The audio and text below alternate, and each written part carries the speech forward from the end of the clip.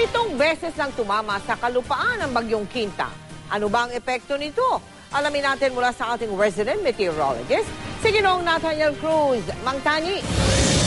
Mel, tuluyan ng humina ang bagyong Quinta. Epekto yan ng paglandfall nito ng 7 beses sa 7 lugar sa Visayas. Pinakahuli nga ay ang pagtama sa hilagang bahagi ng Aklan kaninang hapon. At inaasahang tutumbukin ito ang hilagang Palawan bukas ng madaling araw. Sa ngayon, tropical depression na lang ito at ibinaba na rin ng Pag-asa ang mga public storm warning signal sa ilang lugar sa bansa. Signal number 1 pa rin sa Mindoro Provinces, Romblon, Lubang Island, Northern Palawan, Calamian Group of Islands, Cuyo Island, Marinduque sa Luzon, at Aklan, Capiz, Antique, Iloilo, Negros Occidental at Guimaras dyan sa Visayas. Huling namataan ang sentro ng bagyong Quinta sa layong 90 kilometers sa may silangan ng Coron, Palawan at may lakas itong aabot na lamang ng 55 kilometers per hour near the center at kumikilos ito pakanluran sa bilis na 24 kilometers per hour. Kung magtutuloy-tuloy ang galaw nito, inaasahang didiretso ito sa may West Philippine Sea bukas ng gabi. Pero bago yan ay dadaan muna yan dito sa may northern part ng Palawan o yung Busuanga Island. Tapos tutuloy ng West Philippine Sea at kung hindi magbabago yung bilis ito ay lalabas ito ng Philippine Area of Responsibility. Ganitong track din ang ipinapakita ng Weather Central kung saan inaasahang lalabas din ng Philippine Area of Responsibility ang bagyong Quinta sa darating na Biyernes. Humina man ang dalang hangin ng bagyo, nagbuhos naman ito ng ulan sa malaking bahagi ng Visayas at dyan sa Southern Luzon. Kaya po pinag-iingat ang mga residente sa nasabing lugar na maging handa sa posible pang pagbaha o pagguho ng lupa sa mga susunod na araw. Samantala, ang bagyong Quinta po ang ikatlong bagyong pumasok o nabuo sa PAR sa mismong araw ng Pasko. Una po ang Tropical Storm Trini noong 1995 pero hindi yan naglandfall. Sumunod ang Tropical Storm Zigzag na pumasok sa PAR noong 2003. Sa lagay ng panahon naman bukas sa Metro Manila, magiging maulap at may mahinang pag-ulan, lalong-lalo na po sa umaga. Pero pagdating ng hapon hanggang gabi, pababa na po yung tsansa ng pag-ulan.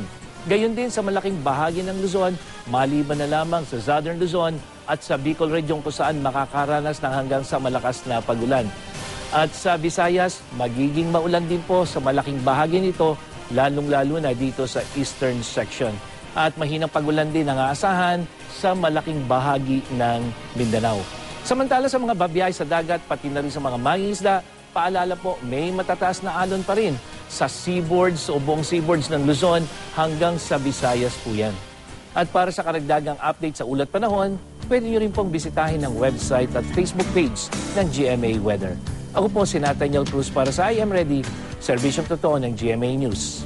Pero Mang Tani, ano ba ibig sabihin ng sinabi mo 7 beses nang tumama sa kalupaan yung bagyong Quinta, Mang Tani?